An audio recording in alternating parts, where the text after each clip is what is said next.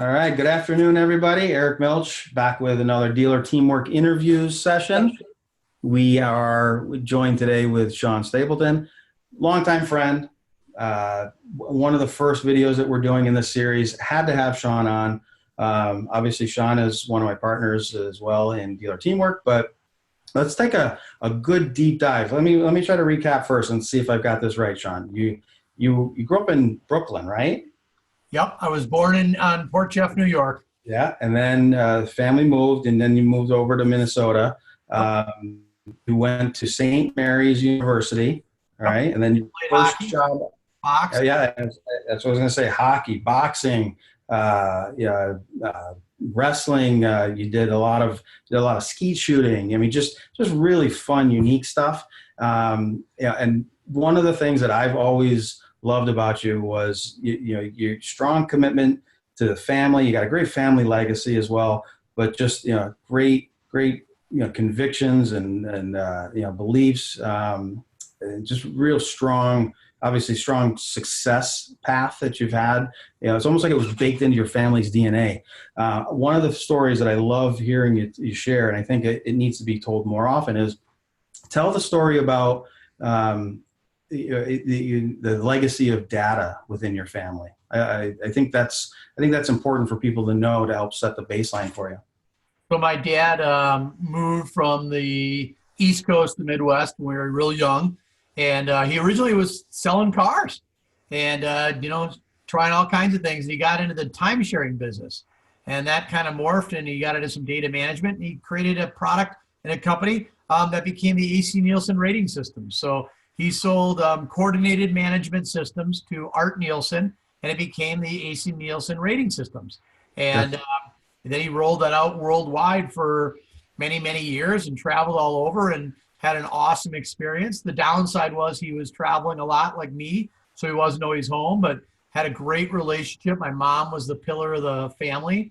I come from a very strong history of very strong women, right? And, we had a lot of interesting conversations at the dinner table about monetizing data, and then went on into a couple of things, some telecom stuff, and got involved in a thing called Call for Wireless, which was long distance, cellular paging, etc. Sold that company to Lonnie Benson at Fox Communications, and that morphed into Who's Calling, and then Who's Calling, we ended up helping that deal out, and my dad and my sisters actually moved out to the West Coast, and I just commuted. They had a house there on Lake Washington, and that's where Katie met Mike. And, we started back in the old days with Gold Digger and Hugh. And I mean, the names that are still in this industry that we've worked with are incredible. Right. So I feel very blessed. So another great way to start this off, I think,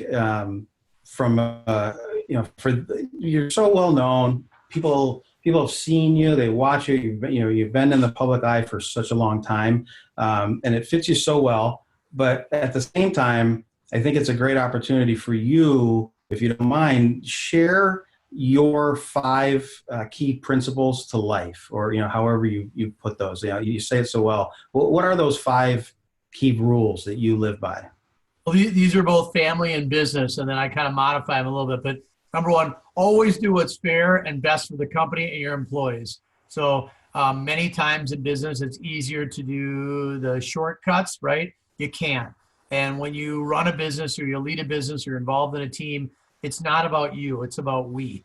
So whether it be you and I in this venture or other ventures I've been in, the decisions that you and I make or that I make or that you make are predicated on all 87 employees and their family members. So always do what's best for the company and our employees is number 1. Number 2, never do anything that you would not want your kids to know about or see, right? So do as I do. This is one that I've lived by for my whole entire life, and I can't say I've always done it, just being honest, but I try to. So if you and I were to go do something today that was crazy and my kids were to know about it, would I be proud of that? Would I be embarrassed by that? Or would it be something they go, oh, Dad's just being a knucklehead? I, like you, Eric, I do like driving things very fast, and I do some things that are a little dangerous, et cetera. But, I don't want my kids driving 191 miles an hour in their car, but Maybe my son's been with me at 187, put it that way.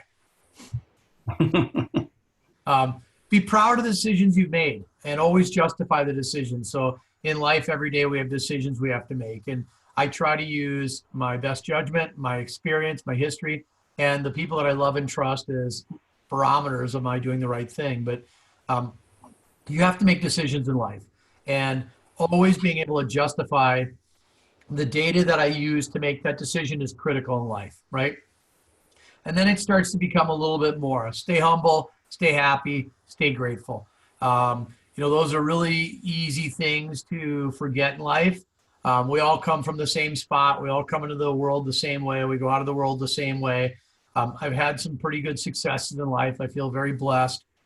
Actually, the more money I make and the more success I have, the more humble I get, because you don't do it, a team does it. And sometimes it's the grace of God. Sometimes it's just being lucky. Sometimes it's being in the right spot at the right time. Who knows? But always stay humble, grateful, happy.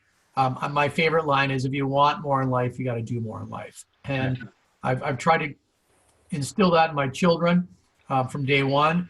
I have incredible kids, Olivia, Tim, and Ella.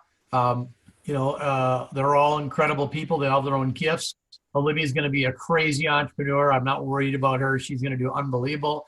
Livy's Closet, for example, last week, Eric, her TikTok account, she has one video that has 8 million views on it right now, and 2 million. That's awesome. She sells clothes every day. Tim's a blessed athlete, better than a blessed athlete, going D1, works his tail off. And Ella's just the sweetest, nicest human in the world, little soccer rock star. So she can't wait for you to come out and play again. And she probably gets that from her mom, because my wife's a very aggressive little person. But it's not the size of the dog in the fight. It's the size of the fight in the dog, is what I like to say. And, if put it this way, if Amy's soccer team loses, it's a quiet night in her house.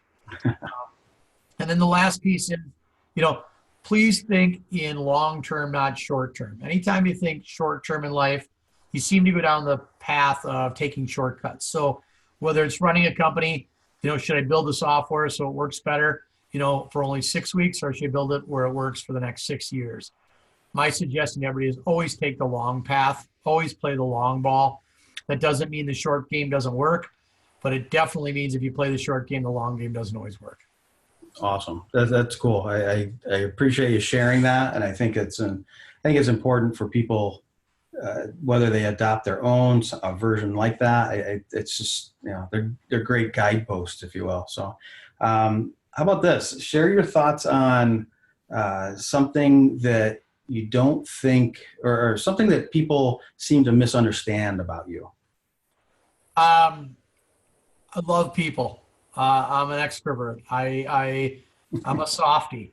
A lot of people think I'm a tough guy or whatever, and excuse me, that it's always chasing the deal. I love competition. I love all that stuff. But at the end of the day, I love people. And particularly the older I get, a good deal isn't a deal where I make the most money. A good deal is where the first person in and the next person in make good money, right? I'm a softie at heart. I'm a really big lover, not a fighter. I love harmony. I love joy. I'm kind of a wimp that way. I really care about the people I work with more than probably most. I'm a very emotional guy. I'm a very committed guy. I think long term. And when you're a friend of mine, I've got your back for life. So you got to do something really bad, or my favorite coin term, yucky, right? To me, to lose that inner circle. And like you, Eric, if you needed something, you said, Sean, cut my arm off, I need it, I would. And then I go, Eric, I just cut my arm off. What do you need it for? So you better be right if you need me to cut my arm off. But I'd go out of my way to help you and your family and anytime, because I look at good friends and coworkers as an extension of a family. Absolutely. That's what I respect about you as well. Where does that daily inspiration come for you? Do you, and let me ask you this even more so, do you think that's something that's learned, or do you think that's something that people are just hardwired with? I don't know. I've always been a little bit of a hyper person. I've always had a little bit more energy, woohoo, right, than most people. secret, my family didn't let me have like sugar pop when I was growing up, or sugar cereals only on Saturday because they thought there was something wrong with me. There might be. And you never drink coffee either. Yeah, I don't drink coffee. I've had one cup of coffee my whole life. I've had half a cigarette once out in the woods in Montana with a guy named Brennan Reardon. He looked cool. It looked sexy. I thought I wanted to be the Marlboro Man. I about fell over and died. I tried chewing tobacco a couple times in my life. That made me violently sick. I'm just a hyper person. I love life. I live my life where you don't get the same day twice. And I want to try to maximize as much of every minute of my life as possible, because God knows when it would stop, or God knows when something could change where it's no longer fun, or you have the ability to keep going. Yeah, that's one of the things I can remember when I first met you as well. And I honestly don't know where and when it was. Actually, I think, I do think it was in San Francisco at a NADA long time ago. Remember that it was at the Giants stadium? Yeah, with Joe Webb. We were in the dugout together. Yeah, and we went to the batting cages. And I can remember, Joe and I were already really good friends. And I remember there was a bunch of people. I was relatively new to the crowd. You had your whole following there. Joe had his. And I only knew a couple of people. And I remember I nudged Joe and I said, "Who's that guy?" And you were the loud, boisterous one. You were holding court. And all Joe did was he turned to me, looked down. He's so tall, and he looked down and he just said, "He's okay." And that's all he did. All he ever said. And he told me your name. I was like, "Well, okay, that's all I need to know." And from there, I remember we were talking. But what I do remember was you were one of the very first people that it really defined that breaking the mirror type of thing, where we say, "Hey, how you doing today?" And people answer with, "Oh, same shit, different day." It's always the same thing. With you, you're not going to get that answer. I remember a time I asked you, it's like, "Oh, it's cold in here," and it's like, "Oh, or no, it was, oh, it's really hot out today." And then you answered back, was like, "Oh, hot. This isn't hot. You want to feel hot." I was down in the jungle, and whenever some trip you were on with Mike and the guy, it's like, or like Colombia or something, wherever you guys were, and it just morphed into the story. And I'm just sitting there like, what is this guy talking about? But you have a knack for that. How about this? If you had a billboard on the highway right now, what would it say right now? Right this second, today, Pray we're going to get through it. Stick together. Stay humble. Stay happy. Don't believe everything you read. There are a lot of hidden agendas out there in the world, but take care of the ones you love and let them know you love them every day. Yeah, figures you probably have an even bigger billboard. I have lights and sirens. One of my favorite things is I say every day, I go, "Eric, did you wake up better looking?" And you got to always say to me, "Heck yeah, Sean. Because if you don't believe in yourself, who will, stud?" Absolutely. What about, from a leadership standpoint, now more than ever right now, companies are struggling. Leaders are obviously trying to lead in a dynamic that they never experienced before. So what do you think leadership means now, even compared to what it was, like 12 months ago? And what advice would you have for those that are trying to lead right now? Well, I think leadership is harder in bad times than good times. When everything's going great, almost anybody can be a leader, right? I think real leadership happens when there's challenging times. And started this company, it's all about trust, right? So everything starts with trust. Yep. Remember the day you and I decided we were going to do this business together, Eric? I said, "We have one rule." What was the rule? Trust.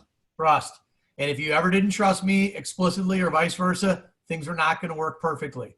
And I've always loved you, Eric. I think you're one of the greatest people in the world. I consider you family. I trust you with my life. And I think all leadership has to start with trust. So trust that the decisions I'm making are good for me and you. Trust that the decisions we're making in the company are good long-term for the company. I kind of have this analogy. It's like, a bucket of water. If you take too much of it out, it goes dry quick. But if you ration it and you take care of it, you respect it and take care of it and grow it, there'll be plenty of water for everybody, right? But, today is a very challenging time. And what I mean by that is I can't go get how to survive a pandemic, right, for dummies, right? Or how to be CEO of a software company in automotive when the industry shuts down in 50 states for, how many days? I don't know. But leadership today is about trust, learning, not having all the answers, being open, honest, and direct, and trusting the people around you that they will do the best they can, and realize human beings aren't perfect. So learning how to deal with adversity and making mistakes. If you're not making mistakes, you're not trying hard enough, just try not to make the same mistake twice. Share with everybody too your thoughts on just being a serial entrepreneur. It goes into that leadership thing that leadership stuff that you talked about. You mentioned the motivation side of it. What's the mindset that you've had? You've been in so many different deals and so many different projects, and just talk about that for a moment. I think that's. Yeah, everybody loves to call themselves an entrepreneur, and then to add on serial to it, and just, all these other terms that people like to glom onto. What makes it different? You've actually done it. You've lived it. You've succeeded at it. So what's the difference? Oh, the difference is learning how to adapt, right? The difference in doing these is that each deal is unique, and personalities and software and challenges. Asking a lot of questions. Don't go down the same path everybody does just because it's the way that everyone else goes. I typically try to look for opportunities in life. I believe that change drives opportunity. Where a lot of people fear change, I embrace change. I think I got the entrepreneurial bug from my parents. My dad's a crazy entrepreneur. We've always lived our life where there's a better opportunity, or just because things are done one way, maybe there's another way we can try it. I've been very, very blessed with great leaders, people around me that love and trust, people that let me fall on my head but not break my neck. I've got great family support. One of the reasons why I'm so darn successful is I've got an inner circle of people that love me, whether I'm making money, losing money, or whatever. And that starts with, falling in love with your college best friend, my wife. I do believe in love at first sight because it happened to me. I hope it was for her too, but I am good at sales, right? Best sale of my life, right? But honestly, I think it's just taking a different look at life than just, only dead fish go with the flow, Eric. So figure out how to not buck the system, not challenge authority, but ask enough questions. Just don't always assume what you read or how it's being done is the only way to do it in life. So those great answers. I appreciate that. What was a bigger challenge for you in college, being a hockey goalie or boxing? Both. I get hit in the head a lot, right? I don't know if I was a goalie as much as a target. So, the goal of being a goalie is just stop the puck. Well, it didn't matter if it was in your face or in your glove or your skate, whatever. So what was the bigger challenge? Boxing was much harder on the body. One day of drinking or partying was, basically like 5 days of working out. It took a certain mental set to get there. I don't know if you know this, Eric, but my grandfather was a professional fighter. So, I do remember you saying that. And remember, God bless AJ, but AJ's dad and my grandfather fought on the same card 8 times at Madison Square Garden. I do recall you saying that. That's cool. That's very cool. Was he Golden Gloves champ, wasn't he? Yeah. Yep. Ready for this? Cool. Peanuts Barbetta. Peanuts. Don't mispronounce that. Peanuts Barbetta. So I never got to meet him. He died before I was born, unfortunately. Both my mom's parents died at an early age. But there was I got a lot of Irish and a lot of Italian, so I think I fight with myself, and I got a little extra spunk, and I feel like I drink 18 cans of Red Bull a day, but God gave me a little bit extra energy probably than the average Joe or Joette. Well, speaking of a little extra spunk there, when the North Stars moved to Texas, did you cheer them on? I'm in a video where Amy, my wife now, that I have, my only wife ever, right? But we were dating in college, and so my roommate Dave Woog, whose family's a huge hockey people, Woog, his uncle was the Gopher coach. We ended up coming up to a protest to Minnesota, and I think there's a video out there of me saying Norm Greed sucks. And I apologize for little kids for bad language, but I was so mad they were taking my team and moving them to Dallas. Right. It killed me. So I went up to protest, and somehow I ended up on video, probably because my wife was so cute and I looked like a bozo. But yeah, if you go out and Google enough, you'll find Minnesota North Stars, the last season, and there's a video of the protest, and you'll see me and Amy and Dave Woog, and I think I say Norm Green sucks. That's great. I think you've seen that a couple of times, actually. That's hilarious. Tell me a little bit about this. I've asked a couple other people this question this week as well. What is something that you think needs to change in automotive, that you think everything happening now is going to finally accelerate that change? One of the big ones is, excuse me, in the state of Minnesota, for example, it's not legal to deliver a car that's not done on your premises, right? So there's laws and franchise laws that require where the transaction occurs. And I believe that's got to change. I believe that if I want to go look at a brand new F-150 and I can't get to the dealership, why can't the dealership bring it to me? Why can't the dealership come pick my car up for service? Now, I've been blessed with some really good friends in the car business, and maybe I've bought some cars, on stage at Digital Dealer. Maybe I bought some cars by signing the paperwork or the hood of the car in my driveway and just not telling people. But I think that the whole concept of the car business needs to change because the consumer is changing, right? And I don't think the brick and mortar is as valuable anymore as the website, the internet, your web presence, search, etc. I think that's the number one thing that will change. And I think that we're reluctant to change in the car business. And I think this pandemic has caused us to change faster than ever. And I don't believe we're ever going back to exactly how it was before the pandemic. I agree. Shifting gears just a little bit, if you didn't have any barriers right now, just whether it's unlimited money, no other personal problems, professional issues they had to deal with, company stuff, what is the one project that you would jump into that would literally define you? I have a couple actually that I really want to do. I believe that hunger is immoral. I believe that we have enough food in the world. We just don't have the way to distribute food to people that need it. I'd like to start wiping out hunger in America. People laugh at me when I say that, but it's a distribution problem. It's not a quantity problem. I believe it's immoral that children go without being fed. Why do I focus on children? Because as an adult, you start to be responsible for yourself and your own decisions. But there are a lot of kids that go to bed at night hungry, and that breaks my heart. I love animals. My wife and I have committed to making an animal sanctuary. So as soon as we make it a little bit more money, we're going to open up probably the Mount Hope Animal Sanctuary. And I just think that anybody that's mean to an animal, Eric, put a note next to their name, put a little asterisk, because that's a yucky or a bad person.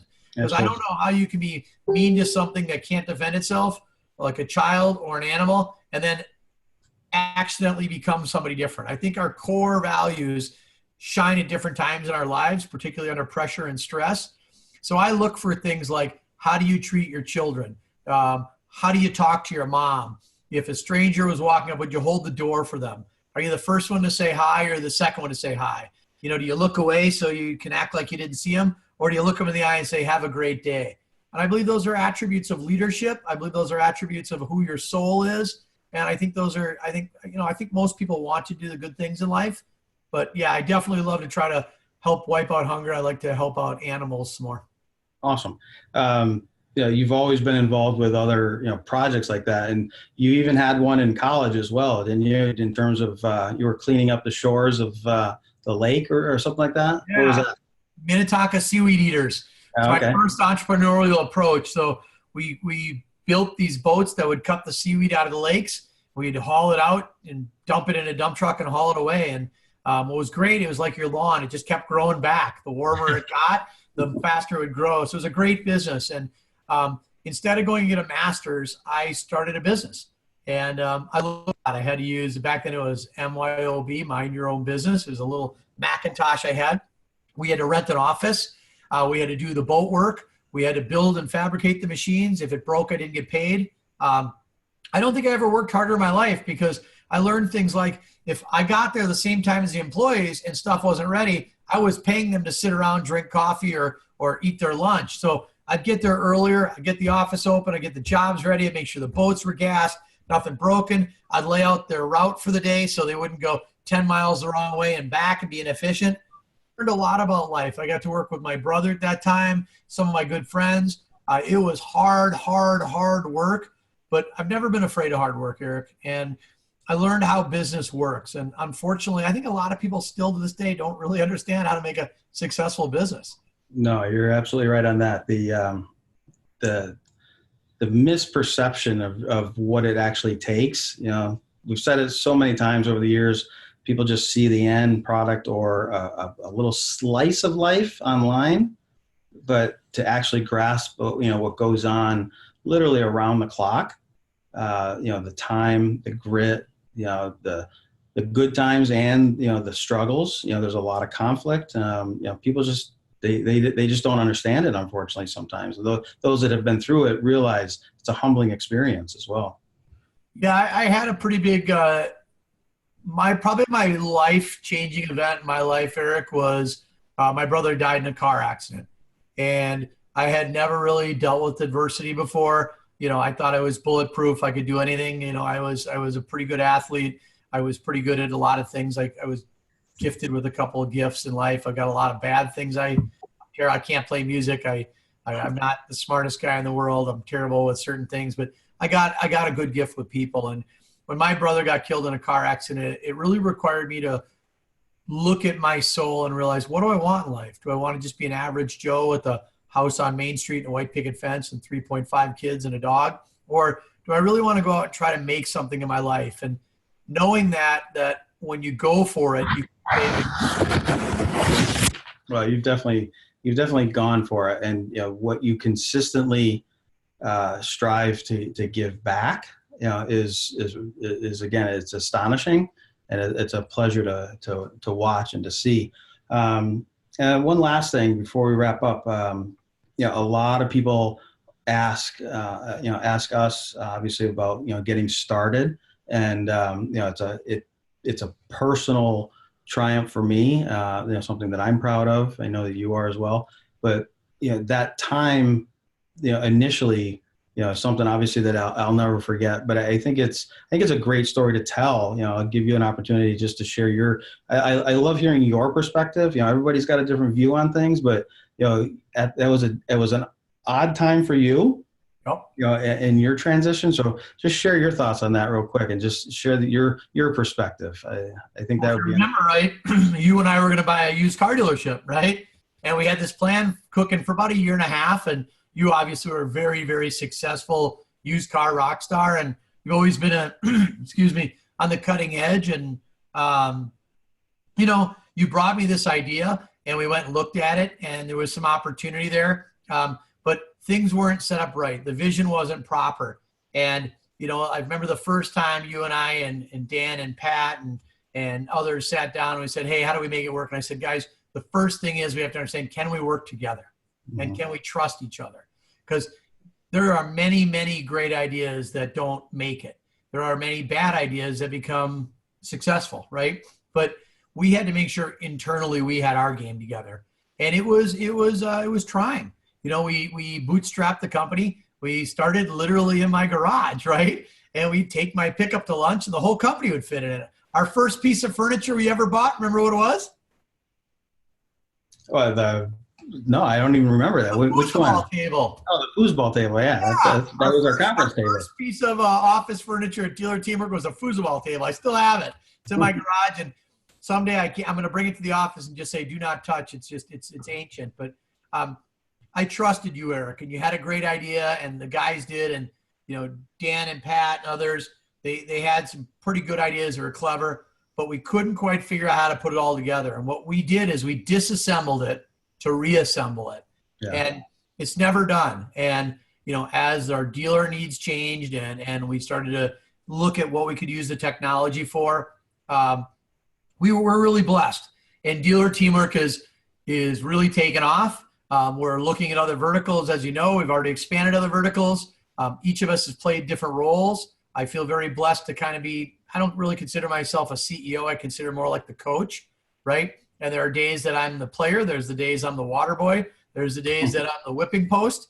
And there's the days that, you gotta have some leadership. And, you know, I feel very blessed that you and I have this opportunity. I hope to do more of these with you. I hope to someday get that car dealership with you and I and James and other people. I really am excited about that next chapter in life, but this is a blessing. And, I've definitely aged a bit because, between pandemics and payroll and Google changing this and that and Facebooks and technology. And, it's not a walk in the park. It's not all, rainbows and happy days. That's for sure. Yeah, you said that very well. And like you said, it definitely is a blessing. We're very fortunate for that, and fortunate for the other people. The one thing I wanted to point out too was for people that try to put stuff together like this and think that, they need to be a control freak or they need to own everything. I remember early on, you said it well, and the analogy was so fitting as well from a race car driving standpoint. That stay in your lane mentality. Because remember prior to this, and you had so much more experience with Vin and all the other companies, with staying in your lane, and it honestly was relatively new to me. And once you put it like that, it clicked, because I knew if I didn't stay in the lane on the track, what am I going to do? I'm going to cause a bad crash. And that's literally what would happen within the startup dynamic. And, that was a great early lesson. And, I loved how you put it too. You're only good at one or two things, just stick to that. I have a lot of other things I love to do, and, design and code, and, I'll break a lot of that stuff, but I got to stick to what I do. And then, Dan and Pat took it to a point. I took it to a point. You took it to a point, and then now look at all these other people that that contribute, and that's really, really cool to see, and something obviously we're very fortunate and definitely proud of as well. So, but awesome stuff, Sean. I appreciate taking the time today. I know everybody else is going to enjoy listening to your views and your perspective on things. It's very refreshing. So I appreciate it. And remember one thing: I love you, baby. We're family, and we're getting through this together. Keep the faith, brother. Absolutely. Have a great day, and I will talk to you soon. Godspeed, my friend.